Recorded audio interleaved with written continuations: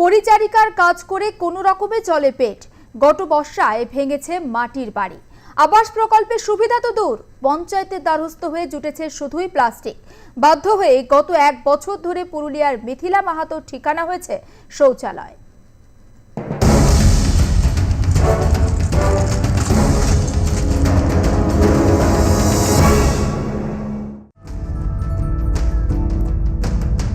ভোটের আবহে সাধারণ মানুষের সুবিধায় কোন রাজনৈতিক দল কতটা এগিয়ে তার খতিয়ান তুলে ধরতে মরিয়া দলের শীর্ষ নেতারা। জনসাধারণের সুবিধার্থে কেন্দ্র থেকে রাজ্যের একাধিক প্রকল্প, যার মধ্যে অন্যতম আবাস প্রকল্প।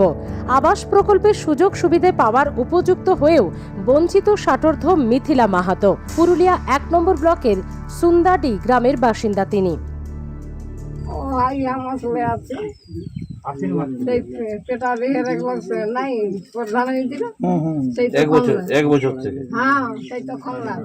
ঘরের জন্য আবেদন করেছিলেন?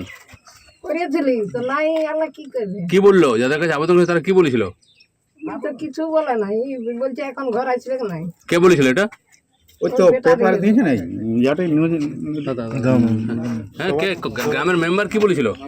মেম্বার বললে হবে নাই। কেন, কি জন্য হবে না বললো? কেন হবে না বললো, কি কারণে? ঘর আসাটা আমাদের রাজিও না, এই তো এগুলি আজও ওইটি আজও আর আমার তো কই আলো ঘর আপনাকে দেয় না পঞ্চায়েত? যাইয়েছিলি তো।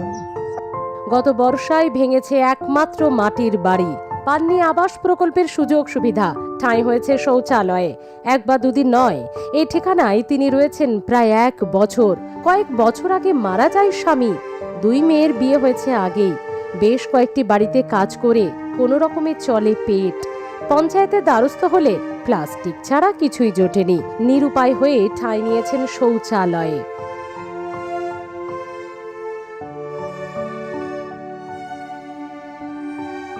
রবিবার বৃদ্ধার সঙ্গে দেখা করতে যান পুরুলিয়া লোকসভা কেন্দ্রের বিজেপি প্রার্থী জ্যোতির্ময় সিং মাহাতো। সঙ্গে যান বিজেপির জেলা সভাপতি বিবেক রাঙা। বৃদ্ধার পাশে থাকার আশ্বাস দেন তারা। গৌতম প্রামাণিকের রিপোর্ট, আর প্লাস নিউজ, পুরুলিয়া।